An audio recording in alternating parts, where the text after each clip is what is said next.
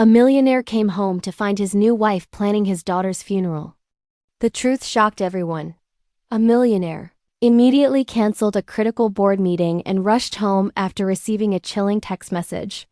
He slammed his foot on the accelerator to reach the mansion, only to cross the entrance and find his stepmother organizing a complete memorial service for his fragile, beloved daughter. What city are you watching this video from, and what time is it? By the way, if you're enjoying my videos, I'd be so happy if you could subscribe to my channel and like this video. Richard Sterling stood at the center of the stage, a polite smile masking his absent gaze. The press conference had just unveiled Project Alicia, a charity trust named in honor of his late wife. As he stepped away from the podium, reporters swarmed, questions flying about the elegant woman at his side, Victoria, stunning in an emerald dress, her smile practiced and sharp as a razor. "He's learning to love again," she told one journalist, her voice honeyed. Richard only nodded, evading questions as he headed quickly to the car. Inside the sedan, James, the chauffeur who had worked for the Sterling family for over 10 years, glanced through the rearview mirror. Richard's face was tight with stress. "Straight home, sir." Richard nodded briefly. Behind him, Victoria checked her phone, sending a quick message before addressing James. "Drive slowly, please. I'm feeling a bit drained." James remained silent, accustomed to her soft but authoritative tone. The Sterling mansion emerged behind a row of old oak trees. This house had been designed by Alicia herself, once filled with laughter and the smell of freshly baked cookies every weekend. Now it was brighter, more orderly, but undeniably colder. Martha, the elderly housekeeper, waited at the entrance, offering a slight bow as Richard entered. "Welcome home, sir," Victoria answered for him. "Martha, please make sure the living room receives a thorough cleaning tomorrow. I want to replace the curtains with something lighter, more vibrant." Martha paused, her eyes briefly meeting Richard's. But he only offered a tired smile. In the kitchen, Sophie sat at the table, drawing flowers with colored pencils. She looked up, her eyes lighting up when she saw her daddy. "Daddy!" Richard knelt to embrace his daughter. "I'm back, princess. How are you?" She nestled into his shoulder. Victoria stood by the door, the smile still on her lips, but her eyes held a cold reserve. "It's very late for her to be awake," she said, her voice light but firm. "She just wanted to wait for me," Richard replied, pulling a chair next to his daughter. "Just a little while longer than bed." Martha served dinner. The aroma of hot soup filled the table. Victoria poured wine, trying to create a cheerful atmosphere. "Honey, we should make it a habit to have dinner together every night," she said, looking at Sophie. "What's your favorite subject in school?" The little girl hesitated. "I like drawing. And I'm working on a picture for Mommy." The atmosphere at the table froze. Victoria set down her wine glass, offering a forced smile. "I'm sure your mommy would love it."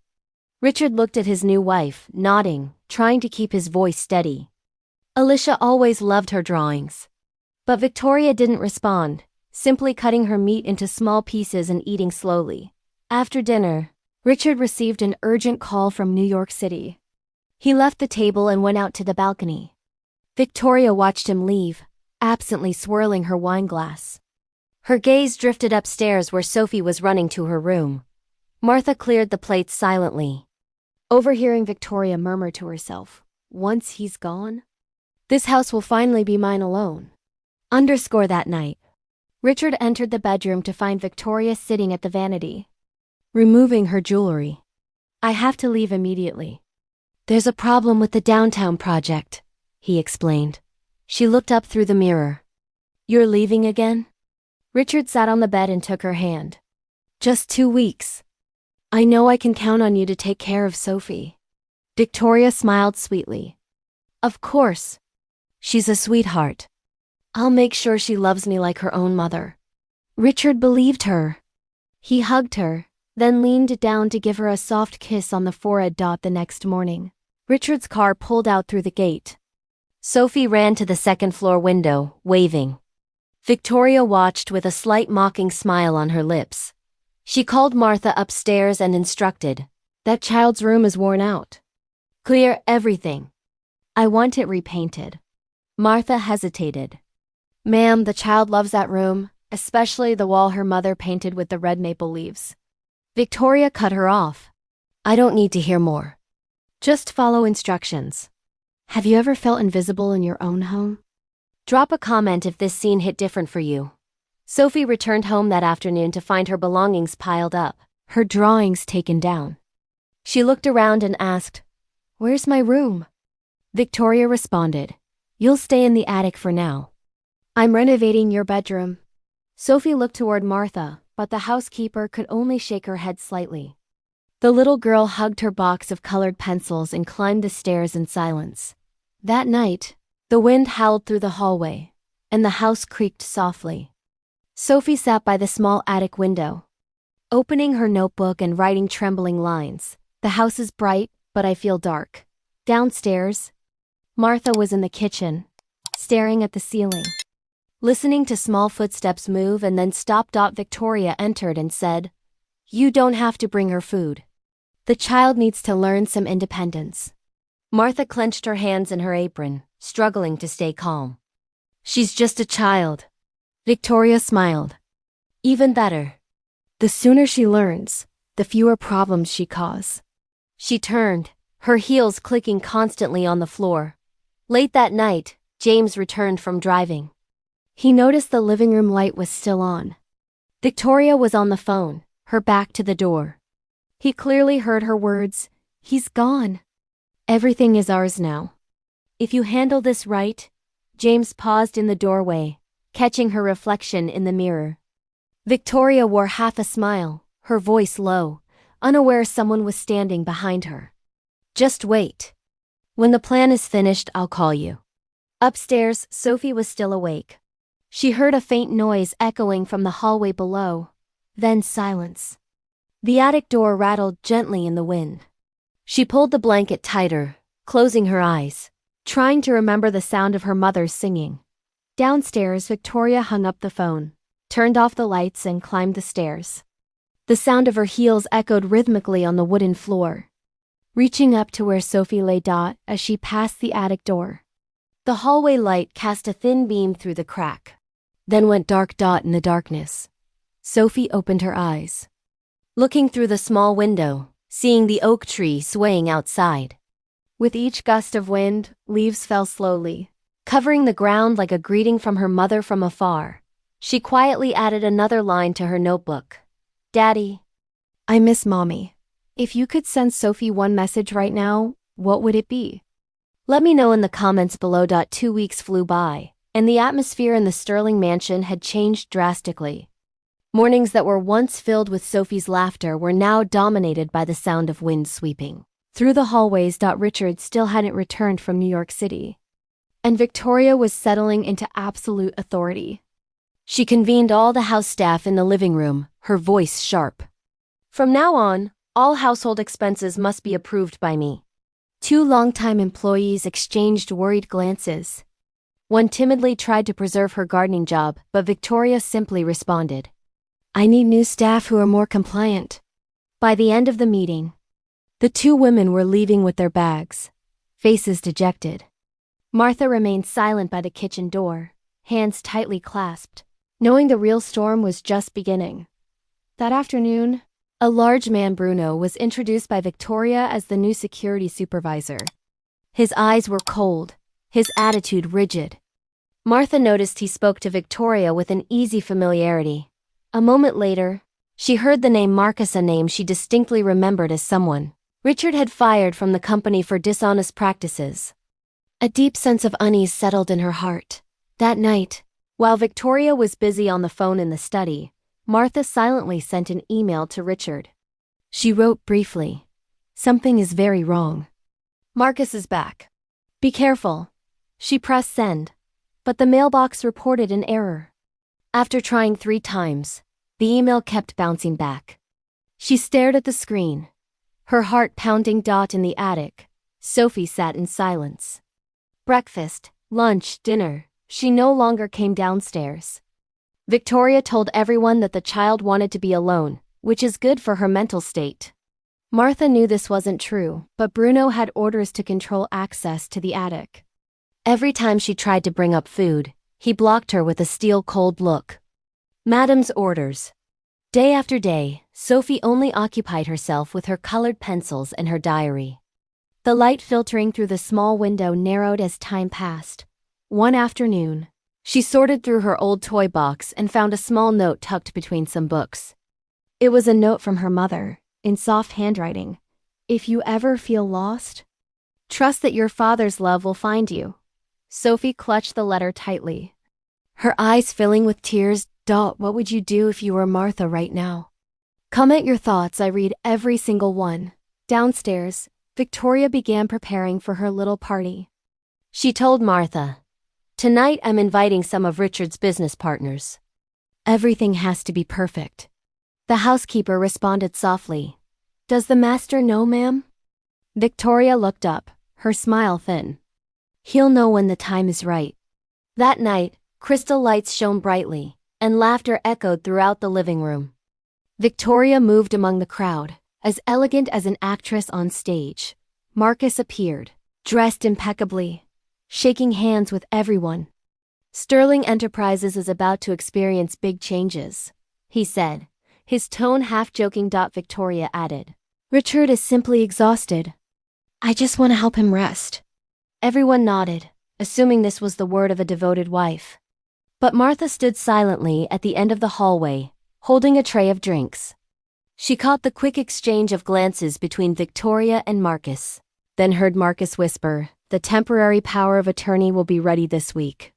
You just need him to sign it." Martha stepped back, her heart lurching. When the party ended, James drove two of the partners home. In the car, they discussed the night. "I heard Richard is going to retire from the board. Seems like Victoria is taking control." James said nothing, but his hands gripped the steering wheel tightly. He knew Richard had never mentioned anything like that. "Does this remind you of someone you know?" "Sometimes the people closest to us aren't who they seem. Share your experience if you feel comfortable." Late that night, Martha went to the kitchen, looking for a reason to check things. On Victoria's desk was a partially open file, and on top of it was a receipt for funeral flowers. The bold lettering read, "Complete memorial service package, child size." Martha stood still, eyes wide, throat dry. The next morning, Sophie prepared for school, backpack on her shoulder. But when she reached the door, Bruno blocked her way. "Madam said you're staying home today." Sophie looked down, her voice small. "I have to go to class. There's a test today." Bruno shook his head, his hand on the door. Sophie stepped back, watching through the window crack as the school bus passed, the sound of children's laughter fading away. By afternoon, Martha brought freshly baked cake up to the attic. "Just leave it there," Bruno said, blocking the stairs. "Madam doesn't want anyone bothering her." Martha struggled to keep calm. "Do you have children, Bruno?"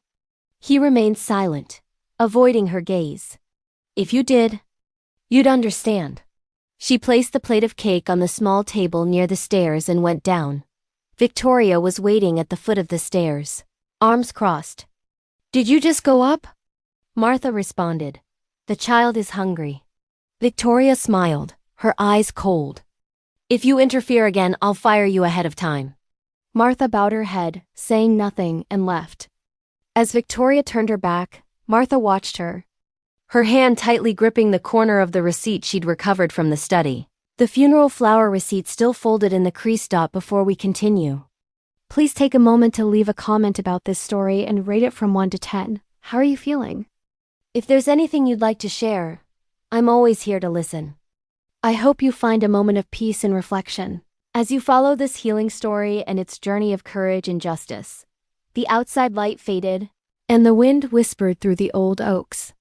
Martha stood still for a long time, the paper trembling slightly in her hand. In the days following the party, the Sterling mansion slipped into an unsettling silence. Victoria spent more time in Richard's study, sometimes saying she was organizing paperwork, other times saying she was tidying up for my husband. Martha never believed those excuses, but she had no concrete proof. Every morning, Victoria sat at the desk, phone in hand, her voice light and soft. "Don't worry, honey. I'll handle the rest."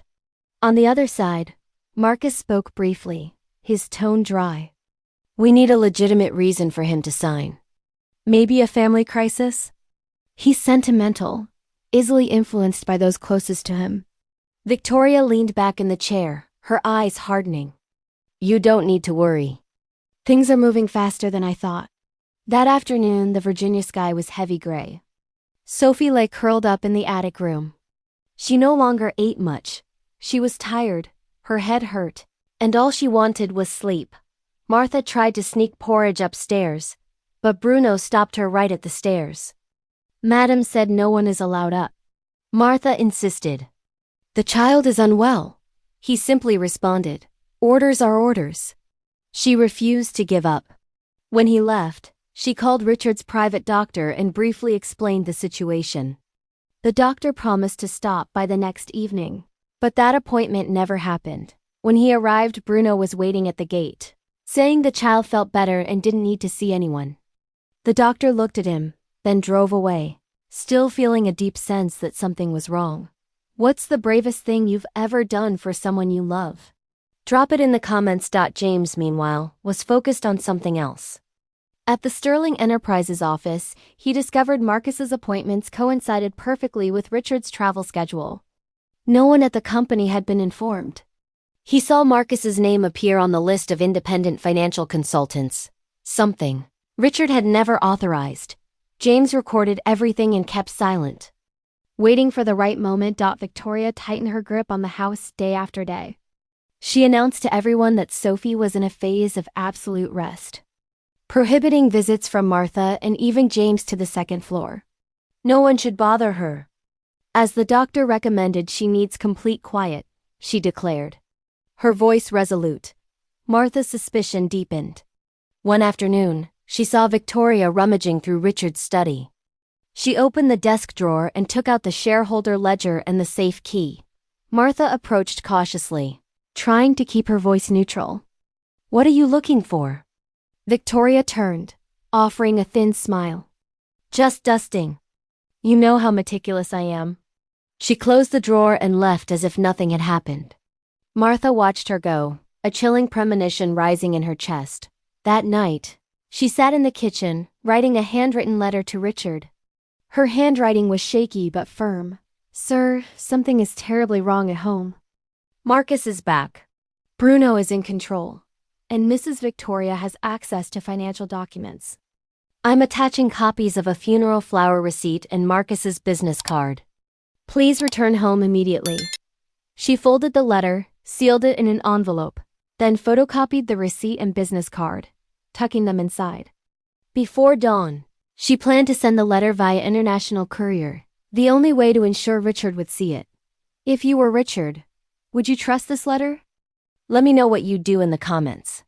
That night in the living room, Victoria sat alone under the lamplight, her glass of red wine still full. Her phone buzzed. "Marcus." "He's returning soon." Marcus's voice was short and urgent. "We need to move fast. Make everyone believe the child is critically ill, so he can't think clearly." Victoria checked the clock, her eyes narrowing slightly. "Understood. I'll handle it." She hung up, turned toward the hallway. "Bruno." Bruno appeared almost instantly. "Prepare the room to look like Sophie is gravely ill," Victoria instructed. "Dim lights, medicine bottles around the bed. And if anyone asks, tell them she has a high fever." Bruno nodded without asking questions. He understood his role in this narrative. In the attic, Sophie woke in the middle of the night. Hurried footsteps echoed above, mixed with a dim light filtering through the door crack. She heard the sound of something metallic dropping to the floor, then a door locking. The air in the room felt thick. "Martha?" Sophie sat up, calling softly. No response. She hugged her mother's letter. Sitting in silence, only listening to the sound of rain beginning to pound the metal roof. Downstairs, Victoria moved through the room, reorganizing papers on Richard's desk. Company files, insurance documents, account statements. All were gathered and carefully placed in a black briefcase. Every time she looked at Richard's signature, her lips curved, half satisfied, half fearful. What do you think Victoria's real endgame is? Theory time in the comments. The front door opened softly. Martha entered, coat on. Victoria turned, her gaze sharp. Martha, where are you going at this hour? Martha responded quietly. To send some papers to an acquaintance. Victoria nodded, her eyes still watching as Martha left. She stood, walking through the house, listening to the old woman's footsteps fade into the yard. Martha walked quickly along the oaks, clutching the envelope in her coat pocket. The sky was beginning to lighten. A thin fog hung around. She reached the mailbox at the end of the driveway. Each step heavy, as if someone were watching. When she arrived, she opened the lid and dropped the letter inside. Behind her, the wind whistled softly through the trees. The thud of the mailbox door closing sounded loud and definitive. Martha stood still for a moment, her hand resting on the lid, breathing deeply. She knew that from this moment, there was no turning back. Inside the house, Victoria watched from the window, seeing the old woman's figure disappear into the fog. She lifted the phone, calling Marcus one last time. Everything is ready. I'm just waiting. Marcus laughed softly. Good, he'll sign. It's just a matter of time. In the attic, Sophie was still sitting by the window, the first daylight hitting her eyes. She wrote softly in her notebook. I hear the wind. But I don't know what it brings. She closed the notebook, placed it on her pillow, then lay on her side, clutching her mother's letter. Outside in the yard, the wind chime played a soft melody in the thin fog, mixing with the final sound of the mailbox closing, carrying the sterling house's secret away into the quiet dawn. This is where everything changes. Are you ready for what comes next? Hit that like button if you're still with me. It was a cold, rainy afternoon in London. The sky was heavy gray. Richard had just left the conference room, his tie loosened after more than 4 hours of negotiation with European partners. The biggest contract of the year was within reach, just waiting for his signature. His young assistant hurried over, handing him an envelope with a U.S. postmark sent from Virginia. Sir, no return address listed. Richard nodded briefly, sliding it into his jacket pocket without much attention. Back in his hotel room, he prepared a cup of coffee before opening the envelope. Inside, 3 small items fell onto the table: a funeral flower receipt, a business card that read Marcus Hayes, financial consultant, and a blurry printed photo. Richard leaned in, his eyes immediately intense. In the photo, Victoria stood next to Marcus in the backyard, holding a file sealed with the red stamp of Sterling Enterprises. He sat in silence, examining every detail. The date was clear: 5 days ago. Slowly, he took his phone and called home. No one answered. The cold dial tone repeated 3 times before disconnecting. He tried Martha's number. The line reported out of service. A chill ran down his spine. Have you ever gotten a message that changed everything? Tell me about it in the comments. Richard opened his laptop and accessed the company's internal network. The system required 2-factor authentication, but the access history showed 2 logins from a Virginia IP address in the last week. Richard squinted, opening the log.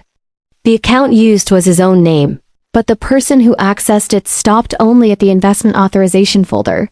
When he opened the internal report, he saw a phrase that froze his blood. Marcus Hayes, temporary advisor, authorized by R. Sterling. He had never signed or allowed this. The phone rang again. His assistant reporting that the partners were waiting to sign the contract. Richard stood in front of the mirror, looking at his reflection. His face was tired, but a spark of suspicion ignited in his eyes. He realized that if he stayed one more day, he might lose everything. Postpone the signing. Tell them I need to review the final clause, he said, his voice low. Then he called his private pilot directly. Prepare the jet. We're flying back to Virginia tonight. Across the ocean. At the Sterling mansion, Victoria sat in the living room, phone pressed to her ear. The voice belonged to Marcus. I just got the news. The London contract is done. That means he's still busy over there, Marcus said confidently. Victoria smiled, legs crossed, her white dress tight against her body. I told you. He won't suspect a thing. We finalize everything tomorrow morning, then it all transfers. Send me a confirmation message. Don't delay. I will. Marcus hung up. Victoria left her wine glass on the table. On the surface lay a new set of documents, copies of the power of attorney that Bruno had just brought from Richard's study. Bruno practiced a signature with a pen, the writing curving smoothly but coldly. Meanwhile, Bruno walked through the study, organizing documents, drawers open. Financial papers, investment plans, all neatly stacked in a black briefcase. He looked at the family photo frame on the desk, a picture of Richard, Alicia and Sophie by the red oak tree. Bruno took the frame and placed it face down. Do you think Richard will make it in time? Drop your prediction below. In the attic, Sophie lay exhausted in bed, her head resting on her notebook. She hadn't seen Martha in 3 days. Every time she called at the door, she only heard Bruno's voice. Go to sleep, little one. She could only write short notes in her diary. Mommy. I hear strange voices downstairs. In London. Richard closed his laptop and called his financial director. Check all access rights to my accounts. Anyone outside the old list, block them immediately. His voice was firm. The other side responded with rapid keystrokes. Sir, there are 2 temporary transfer orders pending approval, related to investment authorization. Richard stopped for a few seconds. Cancel them now. He looked out the window. Rain blurred the city. Car lights shining on the wet street, stretching in broken yellow streaks. In his mind, Victoria's image resurfaced, her soft smile on their wedding night. The grateful look when she said thank you for being here. He wondered what he was looking at now, the truth, or a trap built by his own trust. The clock approached midnight when Richard left the hotel. He informed no one. The car took him to the private airport, wind lashing his coat as he climbed the metal stairs. He looked up at the completely dark sky. Only the yellow airport lights stretching like small fires. Inside the jet cabin, Richard sat alone. Then he opened the envelope again, the dim light catching his face. Every detail in the photo became clearer. Victoria's hand on Marcus's shoulder, the company sealed file, the bracelet he'd given her on their wedding day reflecting the light. He closed his eyes and sighed. Virginia. Direct, no stops, he instructed. The pilot nodded, and the engine roared, tearing through the night. If you've ever had to trust your gut over everything else, you know this feeling. Comment if you've been there. At the same moment, in the Sterling mansion, Victoria entered the bedroom, opened her phone, and read Marcus's text. Tomorrow, transfer all files under temporary name. We're almost done. She deleted the message, locked the phone, and lay on the bed, her head resting on a pile of unsigned papers. Bruno checked the windows in the hallway, making sure everything was secured. In the attic, Sophie stirred in the middle of the night, hearing the faint sound of a car engine pulling away from the gate. She didn't know it was the car carrying her father now on his way back. High in the sky, between 2 continents, the jet tilted gently, gliding through the cloud layer.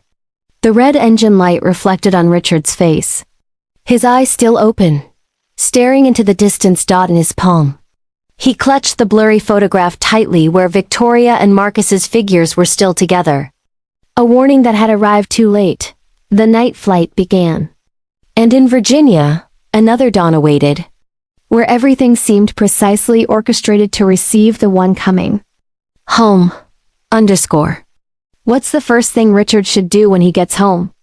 Your answer might surprise me. Drop it below. The Virginia sky was somber when the black car stopped at the Sterling mansion gate. The driveway lined with oak trees where Richard and Alicia once walked hand in hand, taking Sophie to school, was now immersed in heavy silence. The main gate was open, but no one waited outside. The porch light remained on, though it was already daytime. As if forgotten. Richard stepped out of the car, small suitcase in hand. He frowned slightly when he saw piles of white lily along the path. The smell was cold, sharp, melancholic. Several bouquets had already yellowed. He bent down, looking at the tag. Loving memory of Sophie Sterling. His breath caught in his chest. The front door was slightly ajar. He pushed it gently and entered. The living room was wrapped in a strange gray tone. The dining table was covered with a black cloth, and white ribbons hung on the walls. In the center of the table was a board titled Memorial Guests, Sophie Sterling. His daughter's name was prominently centered. Richard grabbed the edge of the table, his knuckles white. Soft but hollow music floated from the parlor. He walked toward the sound, one step at a time, until he heard Victoria's voice. It must be organized just in time. Bruno, the funeral home said they can deliver before noon today. Check the list one last time. Bruno responded softly. Understood. I'll handle it. Richard stopped in the doorframe, seeing the two standing close. On a nearby table was a white ceramic urn still unmarked. He couldn't speak a single word. Then Victoria turned. Her face paled instantly. Richard's gaze seemed to freeze the air. She hesitated for a moment, then forced a smile. Richard. God, you're back. I didn't expect. He didn't respond, simply walking past her, his eyes fixed on the wilted bouquets on the table. The air thickened like smoke. He walked directly upstairs, each step heavy. The second-floor hallway was dark, curtains drawn. Sophie's bedroom door was locked. He knocked 3 times. No response. His hand grabbed the doorknob and twisted hard. The lock burst open. If you were Richard right now, what would you be feeling? Let me know. The room was exposed, smelling of medicine mixed with sour milk. The air was heavy and humid. A weak light filtered through the small window. Sophie was huddled in bed, small under the tangled blankets. Beside her were scattered medicine containers and an empty water bottle. Sophie, Richard called softly, his voice breaking. The little girl opened her eyes, her lips dry and cracked. Daddy? She whispered. Richard rushed over, kneeling by the bed, pulling her into his arms. I'm here, sweetheart. Daddy's here now. Victoria stood frozen in the doorway, not daring to enter. Her hand trembled slightly, gripping her phone. Richard's eyes turned to her, cold and heavy as steel. What did you do to my daughter? She shook her head. I only followed the doctor's instructions. Sophie was weak. I was worried. What doctor? Richard interrupted, his voice low but decisive. I received absolutely no communication. He lifted Sophie, wrapping the blanket around her. As he passed Victoria, he only said, Move. His voice was low. Yet it carried an authority that made the entire atmosphere go rigid. Victoria stepped back, pressing against the wall, watching them pass. Downstairs. Richard placed his daughter on the sofa and pulled out his phone to call his private doctor. Come to the mansion immediately.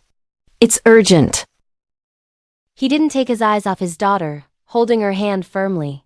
Sophie tried to smile weakly. I knew you'd come back. The words were as light as breath, forcing Richard to look down to hide the surge of emotion. This moment right here.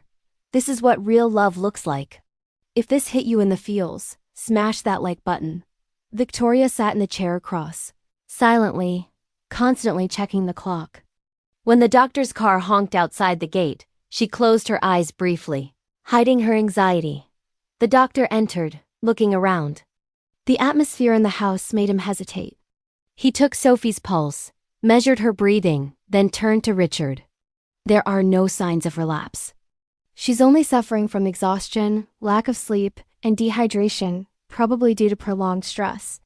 Richard nodded slightly, his gaze fixed on Victoria. Who told you she needed absolute rest? Victoria responded quickly. I just thought it was best for her. I was worried about her health. Richard stood slowly. I'll handle her care from now on. He turned to Bruno, giving a brief order. Leave this house, now. Bruno started to say something, but seeing Richard's gaze, he simply nodded, bowed his head, and headed for the door. The sound of the door closing echoed heavily in the living room. Victoria sat still, her hand still on her phone. She heard Sophie call Daddy in the next room. She heard the doctor giving medication instructions. And she heard Richard's footsteps, going upstairs to carry his daughter back to her room. Every sound seemed to tear through the facade of composure she was trying to maintain. When the house had settled into silence, she opened her phone, her finger typing quickly. The screen showed an unsent text. "He's back." Everything could collapse. She added another sentence. "How do I fix this?" And pressed send. The screen confirmed the message was sent. She placed the phone on the table, leaning back in the chair, staring at the ceiling. From upstairs, Richard's voice floated faintly, his tone low and calm, but carrying a power that made the entire house hold its breath. Victoria closed her eyes, breathing rapidly. Everything she thought was under control was now slipping from her hands. What would you do if you were Victoria right now? Is there any coming back from this? Comment below. And somewhere in that heavy silence, Richard was beginning to piece together the narrative that had been twisted during his absence. Night fell over the Sterling mansion with a tension so taut it could break. The study light shone through the door crack, casting a yellow stripe down the long hallway. Richard stood there, shirt unbuttoned, his eyes fixed on the wall safe. He used to be the only one with the key. Now a fresh scratch mark on the lock clearly indicated someone else had been inside. He inserted the key and turned it gently. The steel door swung open. Inside, files were neatly stacked, but not in their usual order. Some covers were new, a different color, lacking the label Alicia used to place. He pulled out the folders one by one, quickly flipping through them. The financial authorization section was more than half empty. Beneath them was a thin, sealed envelope. Inside was a small silver USB drive. Richard plugged the USB into his computer. The folder opened, revealing a series of strange file share transfer documents with the name Sterling Enterprises. Temporary authorization. Recipient: Aurelia Corporation, LLC. The last line made him frown, the company name belonging to Marcus Hayes. Each data file contained large sums of money, transferred constantly, every week for the last month. In the hidden folder were bank statements.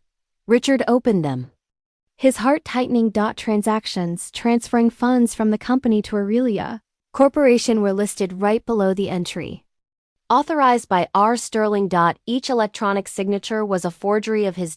Has anyone ever stolen your identity? This feeling right here, it's violation on another level. Let me know if you've experienced this. He leaned back in his chair, staring at the brightly lit screen for a long moment.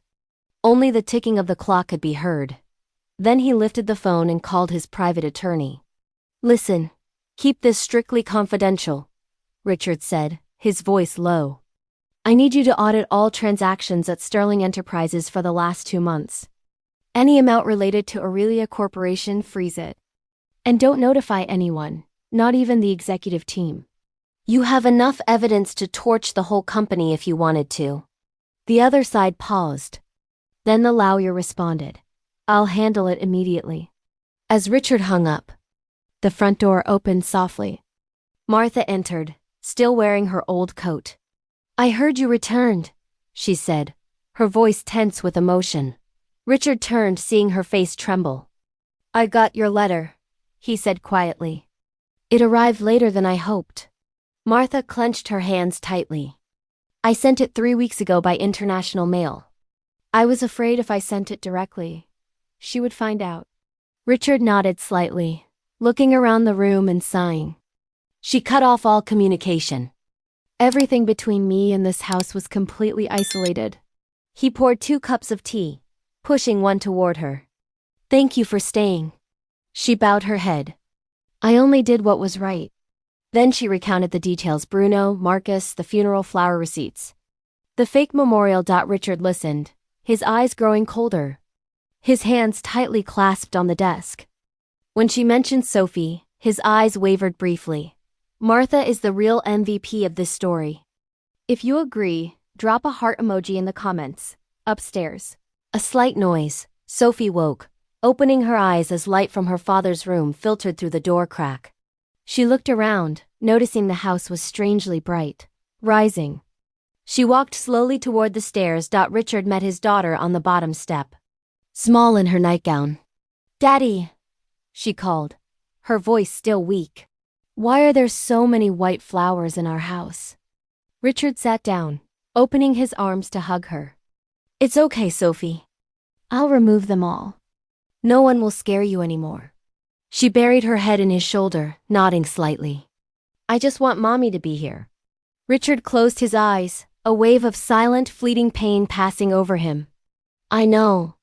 But now I won't let anyone hurt you." The next morning, Victoria claimed she was going to meet with the company lawyer. Her voice was casual, but her hand gripped her file portfolio tightly. Richard watched her leave without asking questions. He simply said, "I'll need the car at noon." She nodded, offering a forced smile.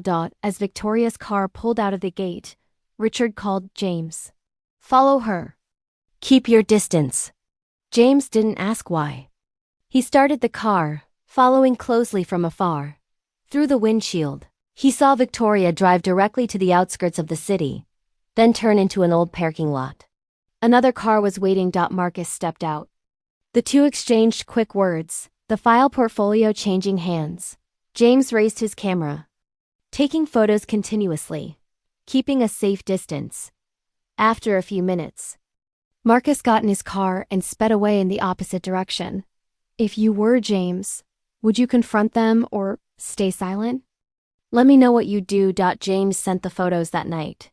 When Richard opened the file, the image was clear: Victoria with her back turned, Marcus leaning in, their hands touching during the document exchange. In the corner of the photo, blurry text on the file portfolio read, "Sterling Enterprises transfer package." Richard immediately transferred the data to his personal machine, set a new password, and sent a copy to his lawyer. He knew what he had was enough to file criminal charges. But what chilled him most was the timing. The entire plan was executed while he was signing contracts in London. Every step precise and clandestine. That night, the wind outside whistled softly through the oaks. Martha was in the kitchen, sorting the remaining white bouquets. Sophie sat at the dining table, drawing with colored pencils, trying to maintain a smile. "I want to draw Mommy again," she said. "But I'm starting to forget what her face looks like." Then Martha turned, tears rolling down her cheeks. "It's okay, honey. Your mother is always near." Richard returned to the study, checking the safe again. He'd taken photos of every page, every number. He made private notes, planning to send the files to the financial police the next morning. As he tucked the USB into his jacket pocket, his eyes stopped on the family photo. Alicia was smiling, Sophie in her mother's arms, and he stood behind them. An image once full of peace, now just a reminder of what he'd lost. The phone buzzed softly, a text from James. "She's returning." Carrying a new file portfolio. Richard checked the clock. Almost 6 a.m. A faint light before dawn spread across the wall. He closed his computer, sliding the USB into the inner pocket of his jacket. This is the calm before the storm. Are you ready? Hit subscribe if you want to see how this ends. Downstairs, Martha had packed a small suitcase. "I packed clothes for the child in case you want to take her this morning." Richard nodded. "Good. We'll leave here after one last conversation." Sophie was still asleep, her face softened after many days of fatigue. He leaned over, dusting the blanket for her. Outside, an engine roared. Victoria's car stopped in front of the gate. The door opened, her heels clicking constantly on the stone path.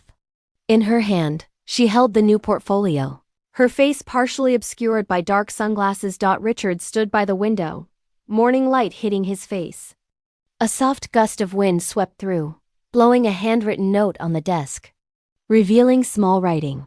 "Aurelia, the man behind it all." The sound of the front door unlocking echoed from the main hall. Victoria entered, removing her sunglasses, a cold smile on her lips. Then Richard turned, looking at her calmly. Their eyes met in a brief, silent stillness, heavy as the moment before a storm. On the table lay an open file, next to a cup of cold coffee and a silver USB drive. The silence in the house was so deep that the ticking of the clock was clearly audible. Martha stood at the end of the hallway, clutching a cleaning cloth firmly, her eyes full of anxiety. James was near the door, hands clasped behind his back, waiting for orders. "Victoria, where have you been since this morning?" Richard asked, his voice firm. Yet each word carried immense weight. Victoria placed the portfolio on the desk, smiling slightly. "I went to see the company lawyer. We have some procedures to finalize after your business trip." Richard didn't respond, using only the tip of his finger to flip through the first page of the file on the desk, a temporary share transfer agreement. The signature line left blank. The recipient clearly stated, Victoria Sterling. Below, another folder, a life insurance contract. The beneficiary clearly established, Victoria Sterling, legal spouse, inheriting asset preservation rights in case of direct heir's death. He stopped at the last line, lifting his head to look at Victoria. Their eyes met in long silence. Victoria maintained composure, tilting her head slightly. "Are you suspecting me?" Richard didn't respond. He closed the file, then opened a drawer and pulled out another set of documents, copies of transactions from Marcus's account to Aurelia Corporation. Martha unconsciously took another step back. The room seemed to shrink. James looked down, his hands tightening slightly. Victoria let out a small laugh, approaching the desk. "What are you reading?" "I was just helping you organize paperwork. You know how orderly I am? I hate clutter." Richard flipped another page, this time a temporary guardianship confirmation for Sophie Sterling, with a faint notarial seal from a Norfolk office. Right below, the forged signature with his name. He looked up, his voice soft but cold. "You call this organizing? Have you ever caught someone in a lie so big they couldn't talk their way out? This is that moment." Comment below. The smile disappeared from Victoria's lips.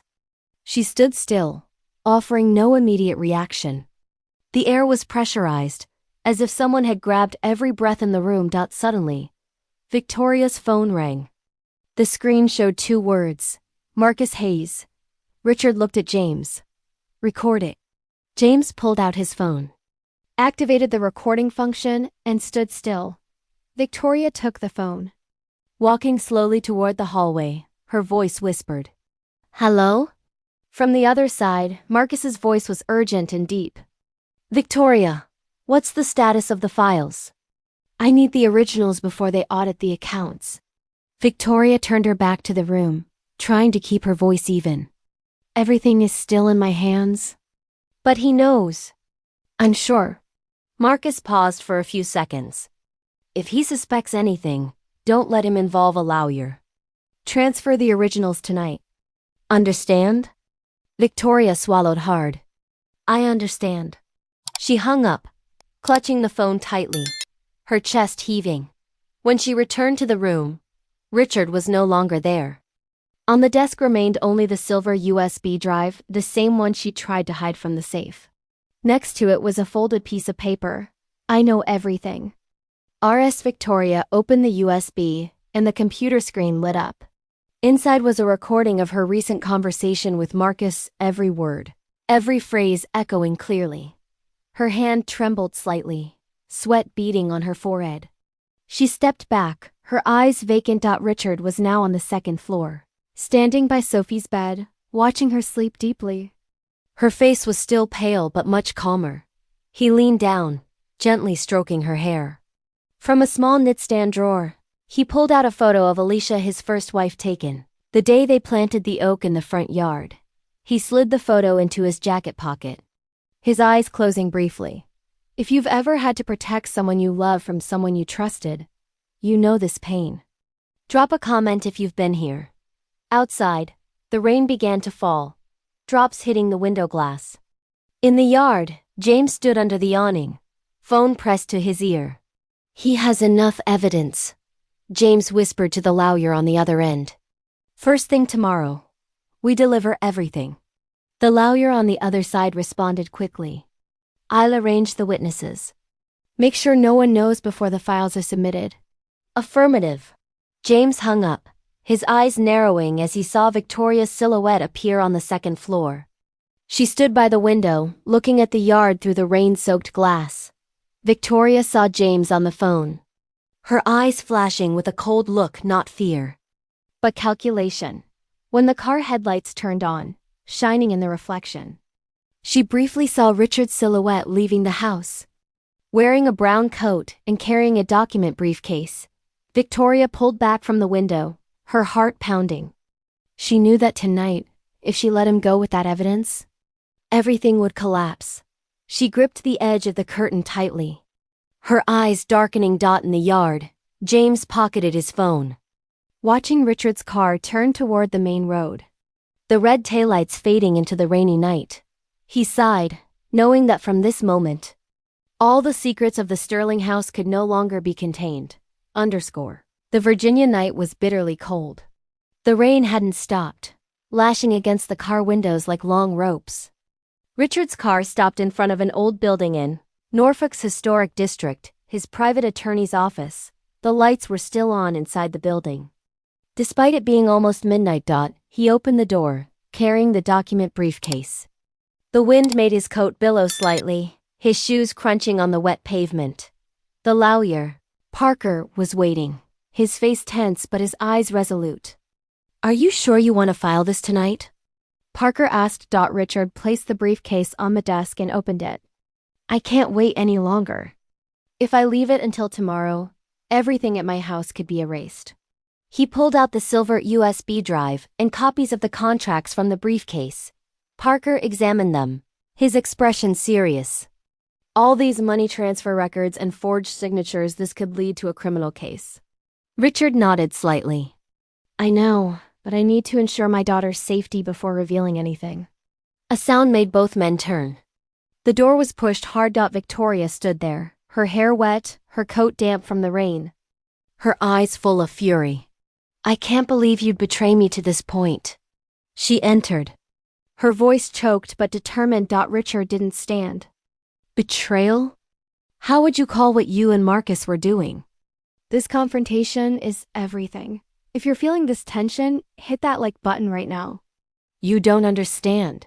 Victoria placed her portfolio on the desk, rainwater dripping on the floor. "I just wanted to protect myself.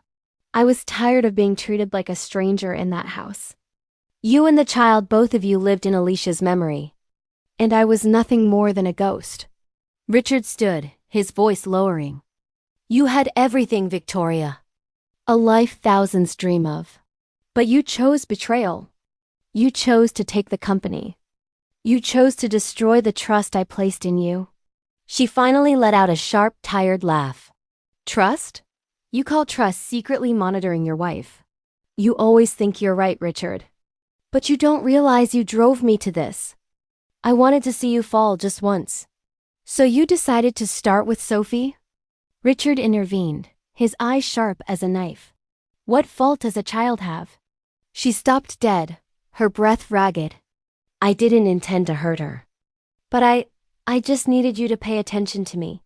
Richard approached, his voice very low. "You wanted my attention by organizing a fake memorial? Isolating and terrorizing a child in her own house?" Victoria turned, her eyes ignited. "I went too far, I know. But you don't understand. Marcus only wanted to use me as a pawn. I had no way out." "You always had a choice," Richard said slowly. "And you chose wrong." The air in the room was dense. Parker stood silently, saying softly, "Richard, I think we should." But Richard raised a hand, indicating silence. He looked at Victoria, then said, "You came here to retrieve these files, didn't you?" Victoria didn't respond, but her eyes said it all. He opened the briefcase, pulled out the silver USB drive, and placed it in the center of the table. "If you really want to end this, you can take it. But once you leave here, the police will know everything. Your only chance is to tell the truth right now." She looked at the USB, her hands trembling. "You don't understand. Marcus won't leave me alone. If you make this public, I'll be the first to lose everything." Richard crossed his arms, his gaze indifferent. "I don't think Marcus can do anything to you without your consent." She approached, close enough that their breaths mixed. You know why I did this? She asked in a low voice. Because you never loved me. I was a replacement for a dead shadow. Every time you looked at me, you didn't see me in your eyes. You saw her. Real talk. Can you ever truly replace someone in someone's heart? Let me know your thoughts in the comments. Richard remained silent, the window light shining on half his face, revealing tired eyes. Maybe you're right. I never forgot Alicia. But love can't be an excuse for betrayal. You didn't destroy my past, Victoria. You destroyed yourself. She let out a short, fragile laugh, her voice breaking. And what? I'd rather be hated than forgotten. Parker intervened. If you want to protect yourself, I can help. But you must cooperate. Marcus is already under investigation, and what you did can be mitigated if you make a statement. Victoria looked at him, her eyes wavering. Long silence ensued. Finally, she turned to Richard. If I tell everything, will you forgive me? Richard responded softly. I can't promise that. But I'll protect our daughter from everything you've caused. Tears ran down Victoria's face. You still call her our even if it's just a habit. I wanted to hear it. She walked to the desk, placing her portfolio on it. This contains the originals of every transaction. Marcus forced me to sign, and I accepted because I was afraid of losing you. Richard looked at her for a long time. You can still save yourself, Victoria. She nodded, but her voice was desolate. It's too late. Just then, Parker's phone rang. It was the financial police. He listened for a few moments, then looked up. They just arrested Marcus. He's on his way to headquarters. Victoria froze, stepped back, her eyes blurred. No, he won't let me get away with this. No. Richard stood, placing a hand on her shoulder, his voice calm but firm. No one has the power to threaten you anymore. It's over. She looked up, staring deeply into his eyes, a look mixed with regret and desperation. You know what's most terrifying? When I realized that despite doing everything, I'd never touch your heart. Richard didn't speak, only looked at her. His eyes heavy with the weight of lost time. A gust of cold wind entered from the hallway, making a paper on the desk flutter to the floor, revealing handwritten words. Statement of truth, Victoria Sterling. She bent down, looked at the words, and nodded softly. I'll sign it, she said. Parker offered her a pen. She took it, her hand still trembling. Each stroke of the signature was like a sharp cut to the past. When she put down the pen, she let out a long breath, closing her eyes. Richard looked at her for a long time. Thank you for finally choosing what's right. She turned, her voice hoarse. Not for you. For the child. Outside, the rain had lightened. The street lights shone through the window, illuminating Victoria's face, tired, pale, but calm. Sometimes the hardest thing is admitting you were wrong. If this moment moved you, leave a comment below. As Parker collected the files in a briefcase, Richard turned and spoke to him softly. Deliver this to the police first thing in the morning. Keep her here tonight. Keep the press out. He left to the hallway, the sound of the door closing softly but echoing in his heart like the final blow to an old chapter. Virginia's dawn crept in after a long, wet night. Muted light filtered through the dew-covered oaks, casting a yellow stripe into the study where Richard had finally fallen asleep after hours of vigil. The phone buzzing on the desk woke him. The screen showed a notification from the Norfolk Police Department. Marcus Hayes apprehended, leaving the state. All forged documents seized. Richard grabbed the phone, half believing, half stunned. He stood, walking quickly to the window. In the garden, dense fog still clung. Everything was still, as if the house were listening to the news with him. About 2 hours later, Parker called. They caught him on the Richmond Bridge. His car contained dozens of falsely signed documents, along with a USB drive holding Aurelia Corporation account data. He testified that everything was directed by Victoria. Richard closed his eyes, breathing deeply.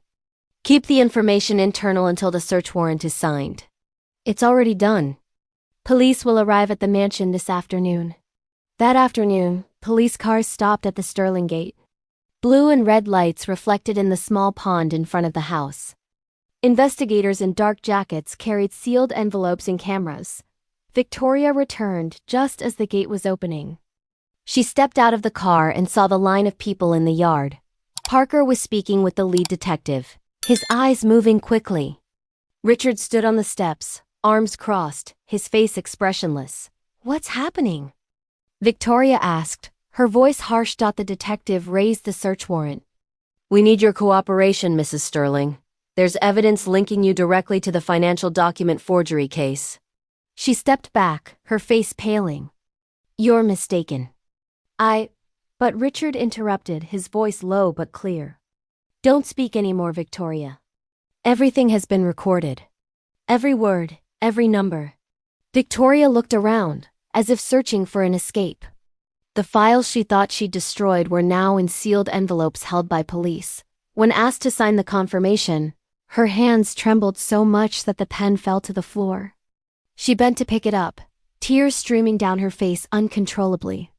Richard stood still, his eyes no longer holding anger, only the exhaustion of someone who had endured too much loss. Justice doesn't always feel like victory.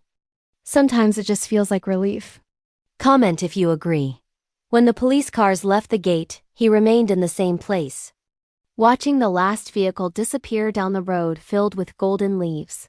Upstairs, Sophie sat by the window, listening to the sirens fade away. Martha sat beside her, gently patting her shoulder. "She won't come back, my child."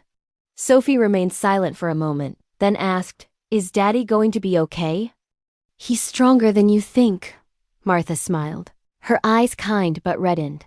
Downstairs, James returned, holding a file from the investigation team. He placed it on the desk in front of Richard. "Here's the complete report. Sterling Enterprises has been exonerated from scrutiny. Your executive control has been restored." Richard flipped through a few pages, reading silently. His eyes stopped at the section, "Internal Informant, Martha Lemon." He looked up toward the stairs where she stood and nodded slightly, a silent thanks. That night, as darkness fell, media coverage began. On the living room television screen, news broadcast continuously. Marcus Hayes, the mastermind behind Sterling Enterprises' financial deception, has been arrested. A reporter stood in front of the mansion gate, her voice resonating clearly. According to internal sources, it was Richard Sterling, CEO of Sterling Enterprises, who personally provided the evidence that led to the investigation. Martha turned off the television when she noticed Sophie was watching. The little girl looked up, her eyes worried. "Is Daddy going to leave again?" Richard shook his head. "No, sweetheart. I'm here now, and this time, I'm not going anywhere." Sophie smiled, slowly leaning into his shoulder. "Then I want you to take me to the garden tomorrow. I want to replant the oak that Mommy loved." Richard nodded gently, his hand resting on her hair. "We'll do that together." Outside the window, the darkness softened. The rain had completely ceased, leaving only the smell of damp earth after the storm. Martha brought 2 cups of hot tea, placing them softly on the table. "Well, this house is finally quiet, sir." Richard smiled weakly. "Quiet, but different." "Different means living," she responded softly. "Better than days filled only with fear." Richard looked around the room, the dining table cleared of white flowers. The wall adorned again with Alicia's photo that Sophie had asked Martha to clean carefully. "What does home mean to you?" For Richard, it's finally becoming a place of peace again. "Share your thoughts." But at that same moment, a soft creak sounded. The photo frame slid from its hook, fell to the floor, and the glass shattered in two. Richard quickly bent down, picking it up. A shard of glass reflected the light, showing his eyes, deep, tired, but peaceful. He smiled softly, murmuring, "See, Alicia? I kept my word." Outside, the wind blew strongly through the trees, making the iron gate open slightly. The creak of the hinges echoed, reverberating in the yard. The hallway light spilled out, illuminating the dark area on the porch where the remaining water-laden oak leaves fell one by one. Richard looked up, watching the door open. He didn't go out, just stood there for a long moment. In the fresh air, he felt the nearness of tomorrow's dawn, the dawn of a new beginning, where all secrets had been washed away. And the Sterling house after all these years. Finally breathed again. A year had passed since that rainy night and the harsh sound of police sirens.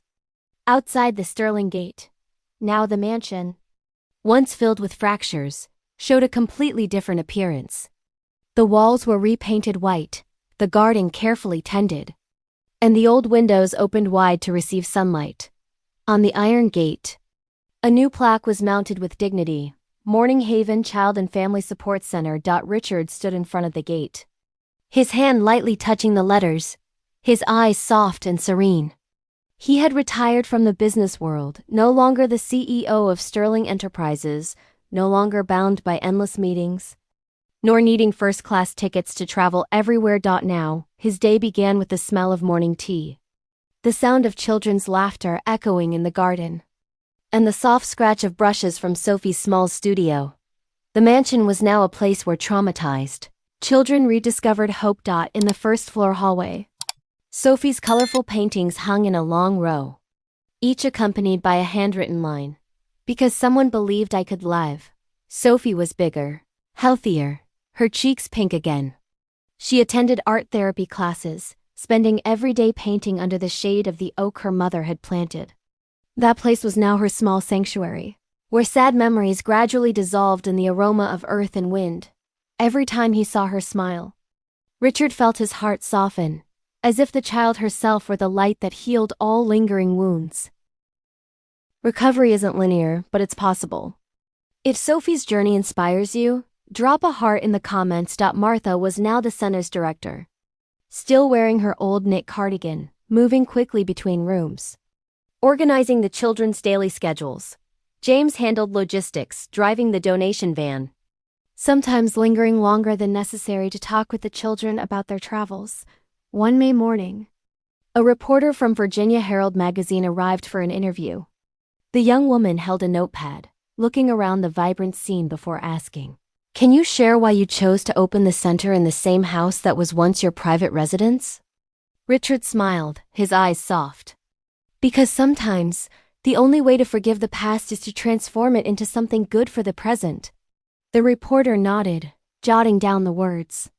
Then she said softly, "People call you the one who brought light back to his own house." But Richard simply responded with a smile.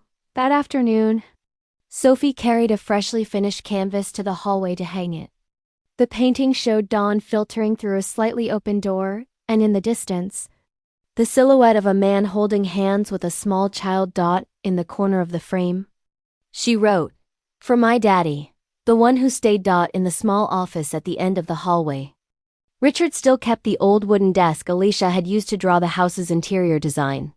On the desk, he placed his wife's photo and Martha's old letter, the letter that changed everything. Every time he felt tired, he opened the letter and read the blurry lines, reminding him that if Martha hadn't dared to send it that day, he might have lost everything forever. One afternoon, Sophie and a group of children from the center planted a new oak right next to the old one.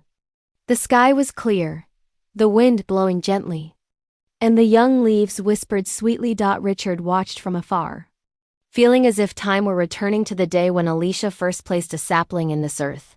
When Sophie looked up, her smile made him realize in the end, every loss can be healed if people still know how to believe in goodness. Plant a tree, plant hope. What's one small thing you can do today to make tomorrow better? Let me know. At the same time, in federal court, Victoria and Marcus were sentenced. The trial concluded in silence. Richard didn't attend. When Parker called, he only said one sentence. "I'm done. Let justice handle the rest." That night, the center buzzed with preparations for its first anniversary celebration. The backyard was decorated with yellow lights, long banquet tables were set up, and children ran around carrying balloons marked with the phrase, "Hope lives here." Martha handled coordination, and James awkwardly rolled speakers onto the lawn, When the ceremony began, Richard stood backstage, silently watching the bright scene. More than 100 guests, mostly families the fund had helped, sat. Under the flickering lights, a small group of art students performed the song, Morning Came. Sophie stepped onto the stage in a simple white dress, holding a small piece of paper. Her voice was trembling but clear. "These are a few lines I want to read from a letter my mommy wrote me long ago." She opened the paper, her eyes looking at the audience. "No matter what happens, light will always find you. When you feel darkest, remember, someone always keeps the lamp on, waiting for you to return." A silence spread across the space. Then applause erupted, long, warm, and deeply moving. Sophie looked up, offering a soft smile. The lights reflected in her eyes, shining brightly like stars. Richard stepped onto the stage, placing a hand on his daughter's shoulder. Father and daughter bowed together before the continuing applause. Behind them, the curtain of lights glowed, small lights illuminating the stage. Like thousands of candles. This moment right here, this is what healing looks like. If you made it this far, you're part of this journey. Subscribe to be part of more stories like this. As the ceremony ended, the crowd slowly dispersed, leaving only flickering lights and scattered laughter. Richard and Sophie walked out to the steps. Above them, the night sky was clear, a few stars shining over the garden. "Daddy," Sophie whispered, "Mommy is watching us." Richard smiled softly, his gaze following the stars. "If there's any place with enough light for her to see, it's definitely right here." The little girl squeezed his hand, resting her head on his shoulder. "I think she'd be very proud." "Me too," he responded, his voice warm and deep. In the distance, the wind gently swayed the newly planted oaks, the leaves rustling in the night. The light spilled from the windows, illuminating the family photo hanging in the hallway. Richard, Alicia, and Sophie, now completely restored, on the steps. Father and daughter stood still under a bright sky, where children's laughter echoed along with the scent of early summer jasmine. The door behind them was slightly ajar, warm light from inside flowing out, mixing with the wind. And in that scene, the true light had returned in the house, in their hearts, and in the faith they had finally recovered. And that's the story of this night, a journey reaching its end, where the darkness that once enveloped them has been replaced by the light of faith, forgiveness, and love. Richard and Sophie navigated the coldest days to find warmth within the same house that once held so much sadness. And you, after hearing this story, who impressed you most? Was it Richard, the unbreakable father in the storm? Or Sophie, the small but resilient child who always believed a light would return? Or perhaps you had special appreciation for Martha, the woman who silently preserved conscience within that home? Please share your thoughts in the comments below. What moment of this story resonated most with you? What action made you believe that goodness always has a place in this world? I hope to read your reflections so we can keep this warmth together. Before closing on this truly tranquil night, remember, no matter how dark things seem, someone is always keeping the light on for you. Thank you for watching. May you find your own morning haven.